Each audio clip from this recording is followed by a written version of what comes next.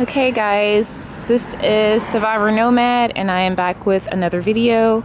I just wanted to kind of give you guys a little brief view of the coffee shop that I'm visiting today, and now we can talk about the next subject matter, which is you've left the abuser, you have gone to a shelter, and you are now trying to figure it all out, okay?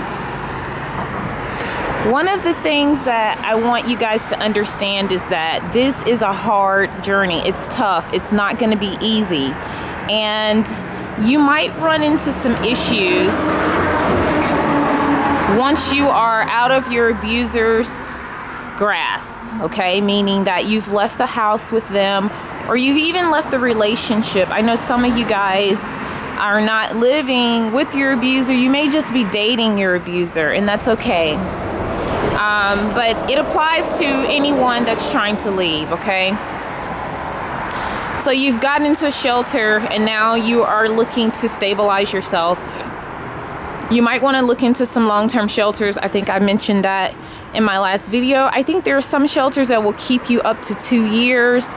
You will have to look into the details, especially for those of you guys that have children and you want to figure out if you're able to bring your children. I don't know how many children you may have, but there's different rules and there's different shelters for different circumstances, okay? So just be aware of that. And also, don't forget about friends and family, guys. If you can go to friends and family, that's a great first stop, okay? I know sometimes you don't want to burden your friends and family with what's going on in your personal life, but this is a time to put your pride aside and do what you have to do to regain your life and regain everything that you lost while being in an abusive relationship. And it can be tough, but it's necessary, okay? So get out of there, go no contact. I'm going to continue to post resources in the bottom of the comment section below. Like you should see, like above the comment section, you should see some of the resources that I post. I post the domestic violence hotline, the suicide hotline. Also, Love is Respect is another website that supports victim of abuse. And I think they focus a lot on teenagers, adolescents that are dating and just trying to help them. So that is what I am doing. I'm going to try to put as many resources as I can out there for you guys and just keep pushing, you know. So once you leave and you're in the shelter, You're trying to get yourself back on track. You've maybe even found a job. You found a new city. If you're thinking about leaving your abuser and going to another city, which I think is a great idea for those of you who can, look into the resources in that city before you get there. Try to find somewhere that has a low cost of living, but that you still may be able to find a job. So you really have to do your research and be particular about what you're doing so that you can kind of plan this thing out so that it works out. If you have family in another state that would be willing to allow you to live with them, that's a very good idea as well.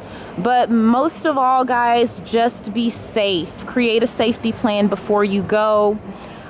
We talked a little bit about safety in terms of internet safety, okay?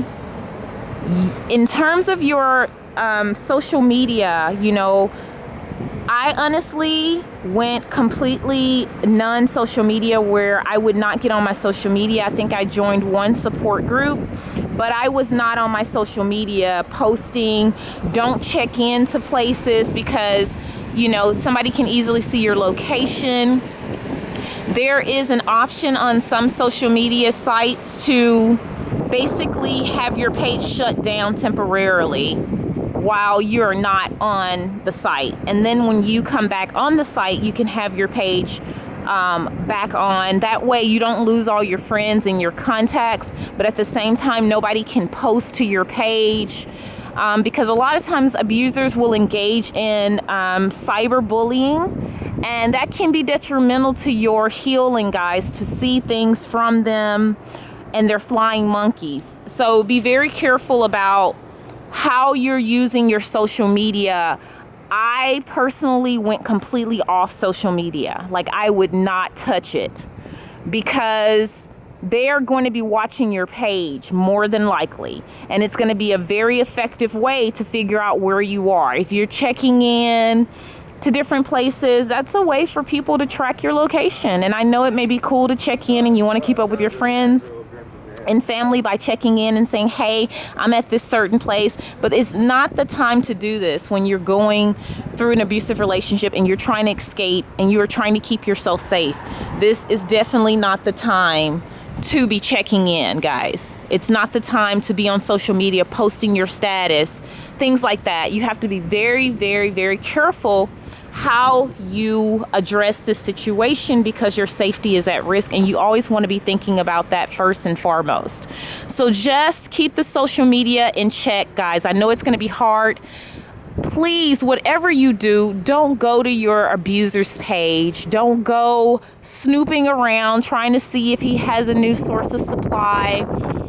Just let it go, guys. It's not worth it, because checking on him or her is only going to serve to set you back in your healing process. It's going to serve to keep you thinking and obsessing about why leaving may have not been the best idea. It's going to make you second guess yourself, okay? And it can make you feel like you're missing out on something. Just remember, your brain is going to be playing a lot of games with you during this process. And you know, it's not unheard of for abuse victims to feel like they miss their abuser and they want to go back and to go back. You know, I think it's something like 7 times abuse victims go back to their abuser before they finally leave for good. For me, it was 2. I went back to my abuser once after having been gone for about 9 months. And it was the worst decision of my life, because I got back and almost immediately, within a couple of weeks, I realized that no, he had not changed and that the abuse was much, much worse. That is the reality, ladies and gentlemen. They get worse because now they know that you have the audacity to leave, and they have to do everything in their power to keep you from doing it again.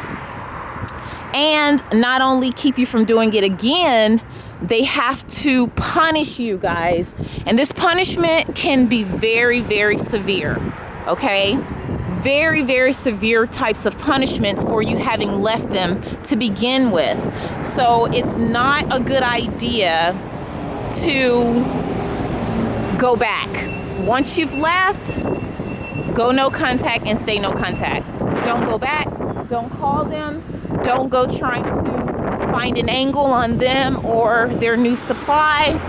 And whatever you do, guys, please don't go back trying to get revenge. Please don't do this. You cannot battle with the narcissist. You cannot battle with an abuser. You know, they're 3-4 steps ahead of you. And a lot of times, when they realize you smartened up and you know what's going on with them, a lot of times they will decide that, well, since I know I can't have you, I'm going to destroy you. They will set you up to be arrested. They will set you up to lose your job. They will set you up to find yourself in a position where you've gotten beat up badly by their new supply. They will triangulate you with people that you don't even know, okay? If you're dealing with one who has the financial means, they will pay people to do things to you. And you wouldn't believe how easy it can be to get unscrupulous people to do horrible things to you for money, okay? Please be aware that these are not the kind of people that you want to try to do battle with. You do not. The best, safest option is to get as far away as you possibly can from them, okay? No contact, stay no contact. Become invisible. Drop off the face of the map in terms of seeing them. This little doggy here. Hi. Drop off the face of the map in terms of seeing them or communicating with them. It confuses the narcissist, and it really puts them in a position kind of where they've had you the entire relationship, where they're confused, they don't know what to do, and you're not doing this to get back at them, you're doing it to keep yourself safe, but it helps you in the sense that as long as they're confused and they're thrown off, they don't know how to proceed. They don't have a grasp of how to hurt you next, okay? And that's a good thing. You want them constantly confused about what your next move is. That keeps you safe. Create ambiguity.